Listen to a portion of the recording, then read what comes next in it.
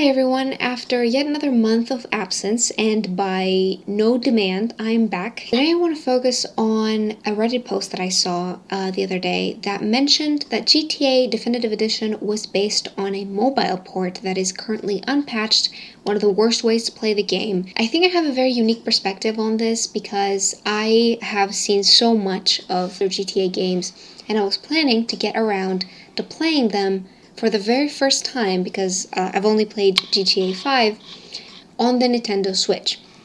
So I was waiting for the Definitive Edition to finally come out for the Switch, and I was very excited for that. I thought that it was going to have the original feel, but I was going to get some, like, maybe visual upgrades, and so I'd be able to get it on the Switch, so it wouldn't really matter that I can't get mods, which is something that usually I really want with games. I'll get them on the PC, specifically to be able to get mods. What ended up happening is a lot of the game models and the world just looks horrible. So you can look at like some game models from some Twitter posts and Reddit posts where people are just showing that their game looks really bad. Even worse than it did when these games originally came out. You can make the game look incredible with these mods. Exactly the same with Skyrim. I absolutely loved Skyrim's modding community. It was one of the main things that got me into the game when I started playing Skyrim because you could do so much, and I've seen YouTubers that had like entire channels based on nothing but Skyrim modding. When I got GTA 5, I really wanted it to be on the PC, and I waited for a sale because I didn't want to have it on the PlayStation.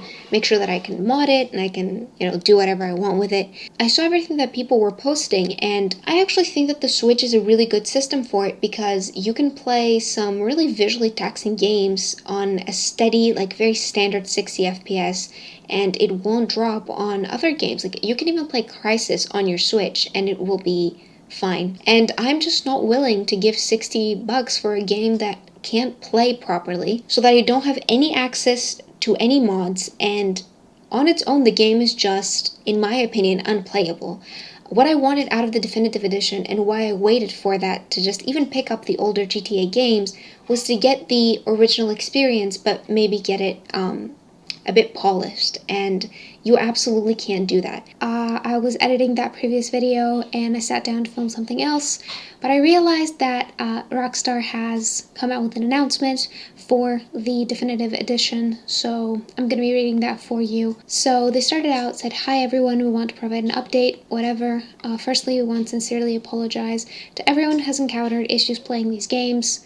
Obviously, the Grand Theft Auto series and the games that make up this iconic trilogy are as special to us as we know they are to fans around the world." This does seem a little bit strange. Here's the thing, I agree that it's special to them, but I also don't see why they couldn't have started out with a much bigger budget. If they really cared about this trilogy being as polished and good as they can make it, like, they would have given it a bigger budget. It's just my opinion. The updated versions of these classic games did not launch in a state that meets our own standards of quality or the standards our fans have come to expect. My question is, did the people that test these games, because I'm guessing somebody tested them, not tell you that most of the characters look like Humpty Dumpty? It's so strange because the issues are so glaring that I can't see how someone who play tested the game didn't catch them, but whatever. Coming days for all versions of Grand Theft Auto, the trilogy, Definitive Edition. In the meantime, it pains us to mention that we are hearing reports of members of the development teams being harassed on social media. That sucks. While one of the goals of the Definitive Editions was to allow players to enjoy these games on modern platforms for many years to come, we also understand that some of you would still like to have the previous classic versions available for purchase. So, they said that they will be adding the classic PC versions. I'm very happy about that because that means we'll be getting back the mods, everything that I was talking about in the video, like mods and just the old games in general. We will have them back. It does say that they will be received, whatever, at no additional cost, so I think that's great, and you'll be able to get the games that you originally wanted.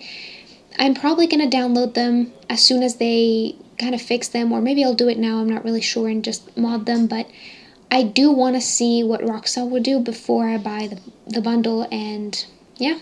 I'm actually very happy that now you can go back, you can buy these games if that's what you want. I hope that when they do actually make the Definitive Edition, the last version, it's going to be really, really good, and I'm going to be able to jump in and really enjoy the gameplay.